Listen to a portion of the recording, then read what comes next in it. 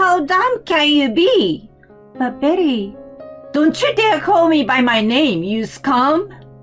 I'm hated by my mother-in-law, although she is a mother of my love. When I lost my parents, I swore to love my in-laws. Contrary to my promise, my relationship with Betty isn't going well, and if anything, it's only causing me more pain. I wonder how this started. I didn't get married to spend a life in this way. Bullied by my mother-in-law, but I can't tell my husband, and I'm mentally reaching my limit. What saved me is the appearance of an unexpected person. My name is Maya, 28 years old. I graduated from a state university with a nursing degree and followed in my mother's footsteps to be a nurse. Growing up, watching her work in the hospital, I dreamed of helping many patients one day. I had good knowledge of medicine, so my friends often consulted me about their health. On one occasion, I gave first aid to a passenger who collapsed at the train station and called an ambulance. It was all thanks to my mother's strong sense of justice that I inherited. It was my belief that if someone was in trouble, I didn't hesitate to give assistance. 2 years after I became a nurse, my mother suddenly passed away from a heart attack. In a single-parent household, my mother was more important to me than anything else. I couldn't even repay her for raising me single-handedly. When I found the job, I thought I would give back to her little by little. Just then, she was gone. After my mother died, I hated everything, and I even thought about quitting the job I loved so much. In the end, I didn't quit because of him. It was Cam, my husband. When I just started working, he was a rehab outpatient. He was somewhat easy to talk to, and I could interact with him without feeling self-conscious. He didn't have any major illnesses, which worked in our favor too. He was light-hearted and gentle, yet dependable. Eventually, he asked me for my number, and we started seeing each other on a regular basis. We got married after 2 years of dating. I got a new family after I had been lonely without my own. I was losing hope, but his presence made me want to try again. However, the marriage wasn't all happy. I was bothered by something right after I started my new life. That caused my trouble was my mother-in-law Betty.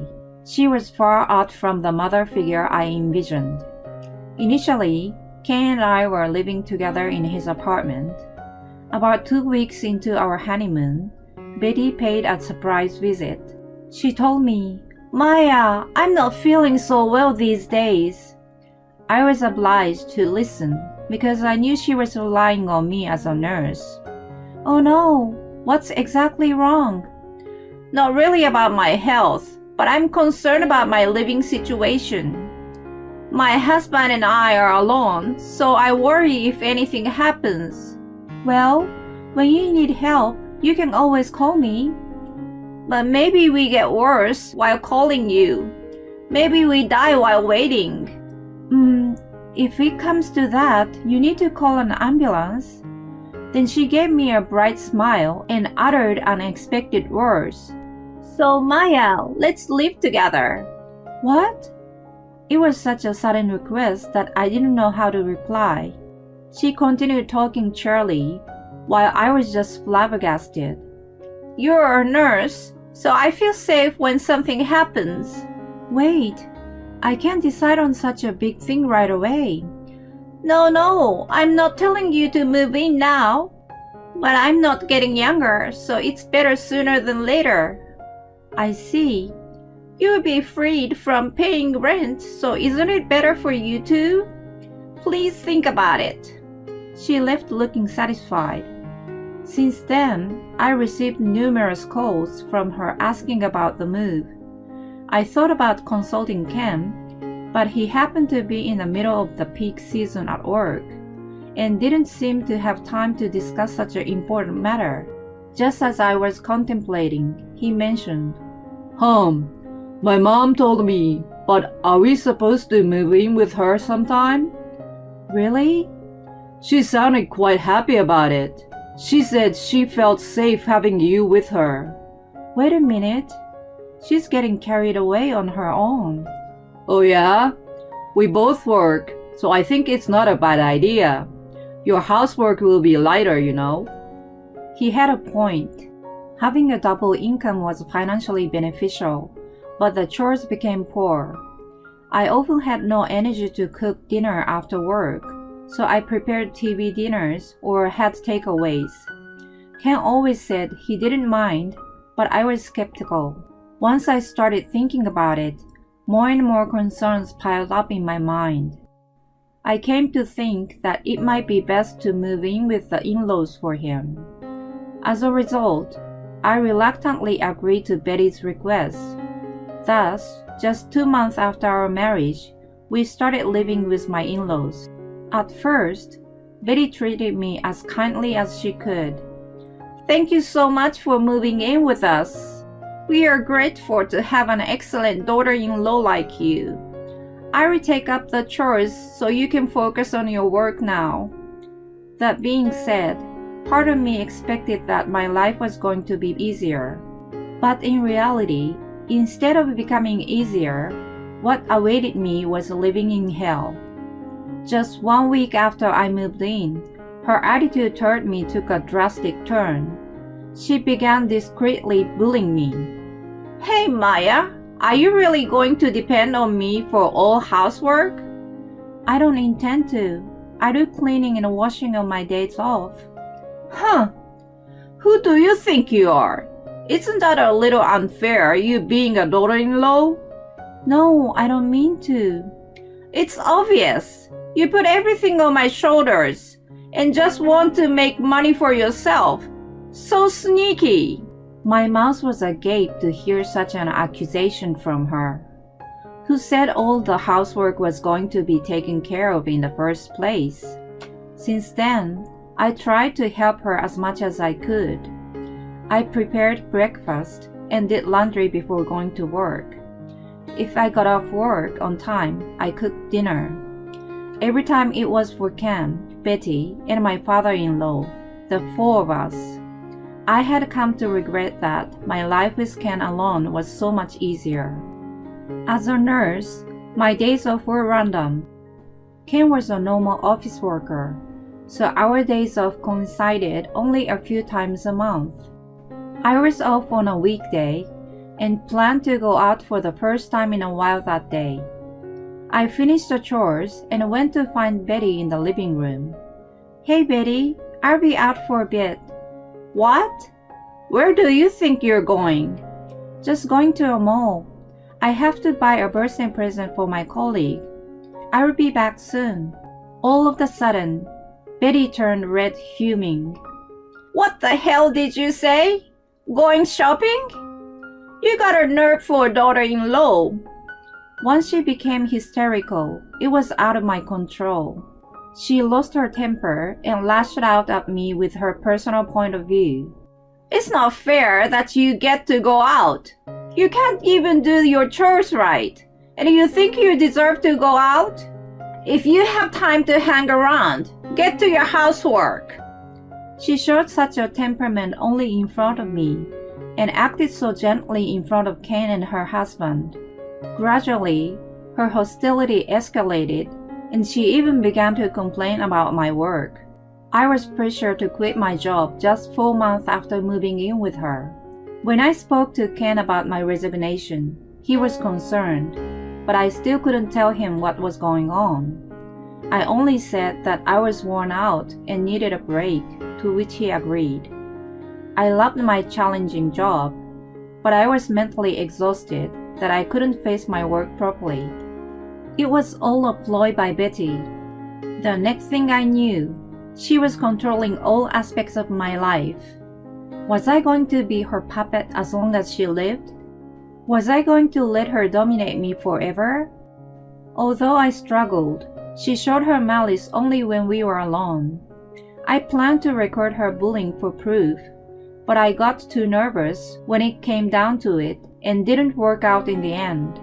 One day, she informed me that she was having her 6th birthday party at home. That was the day she told me. Can you hold on and think for a minute? I hastily tried to change her mind. It's too crazy to prepare for a birthday party now. What's crazy? You go and get a birthday cake and start cooking. But, Hush, you jobless skunk. You're my slave. Do what I tell you. I already have invited my friends. she cheerfully changed into her elegant dress and began putting a lot of makeup on her face. If her friends were coming, failure to comply was not an option even more than usual. I hurried out to buy her cake and to a supermarket, and then rushed back and prepared salads and sandwiches and decorated the cake. When all was ready, Betty's friends started showing up. I was about to open the front door to welcome them in. Stop! Don't you show your face to my friends, okay? But I should at least greet them. No need of greeting from a jobless skunk, aka slave. Go and clean the hallway and the stairs. My friends would pass on the way to the bathroom. Fine. I cleaned as she ordered. Then one of her friends, Wendy, popped her face out to the hallway and asked, Hey Betty, who is that cleaning? Oh yeah, her. She's my daughter-in-law Maya. Has she done some wrong to you? Not at all. She looks very eager. Eager? No way. She had to be ordered to clean by me. Wendy was a name I had heard quite often from Betty. I continued to polish the hallway, feeling my face burning in shame at the thought of exposing my abomination to her friends. Seeing me like that, Wendy asked again, Hey Betty, how long are you gonna make her do that? Until it becomes immaculate and everyone arrives. But it's like, Don't worry, Wendy. She's more like a slave than a daughter-in-law. As soon as she mentioned the word, the room fell silent. While everyone seems to be taken aback, she looked down and started yelling at me, probably to show off her status. How useless are you? But Betty, don't you dare call me by my name, you skunk. I'm sorry. I didn't understand why I was being treated this way in front of her friends. Then Wendy rushed toward us and slapped Betty's cheek. At that second, the status of Betty and me switched. Betty was trembling from shock and anger. What did you do that for? Screamed at Wendy with a burning face. Wendy calmly answered, I'm disappointed in you. I thought we were good friends. So why did you slap me? Such a savage act. Who is a savage? You mistreat the person who saved my life so terribly. Saved your life? Betty stared at her dumbfoundedly. I was totally lost when Wendy smiled at me and said, It's been a long time. You're the nurse, right? Do you remember me? I'm sorry, but have we met before? It's been a few years. You saved me at the train station. Train station? Oh my god, that lady! She was the one I assisted on a platform a while back.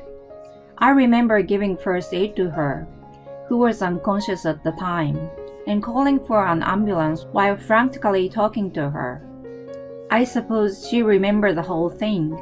She must have vaguely remembered my face and voice, and maybe asked the hospital about me later.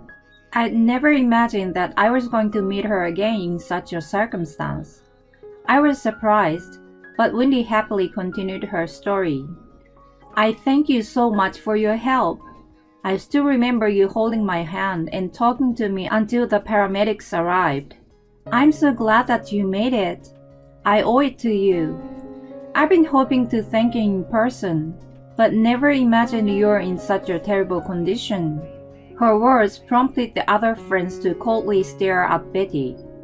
When Betty noticed, her face immediately turned white. Desperately trying to regain her position, she raised her voice. No. Don't take it wrong. Slave, but she initiated it on her will, and I've never told her to be one. Believe me. No matter how hard she tried to justify herself, No one believed her any longer. Wendy lashed out at her.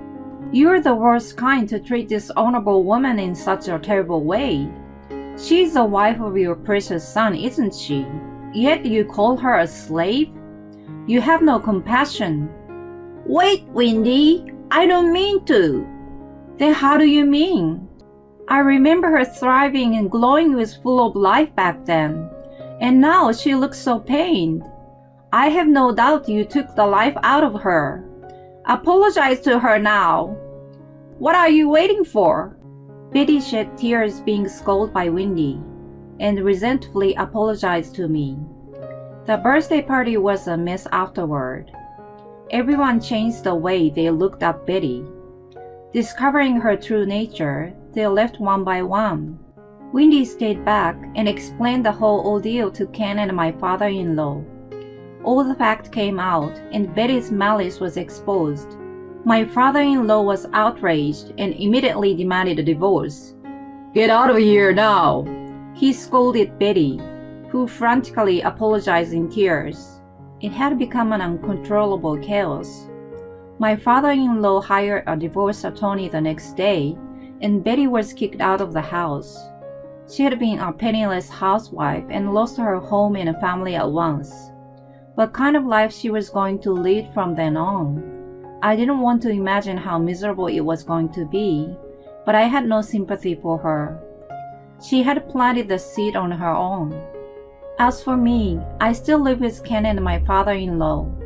I'm working once again and living a fulfilling life. Ken still seems to be remorseful. He must be feeling pretty responsible because he often speaks to me with a gloomy expression. "I'm really sorry, hon, about my mom." Let it go now. I got to meet Wendy anyway. By the way, are you going to dinner with her soon? Yeah, she's taking me to her favorite restaurant. Well then, let me pay for it. Yes, thank you, hon.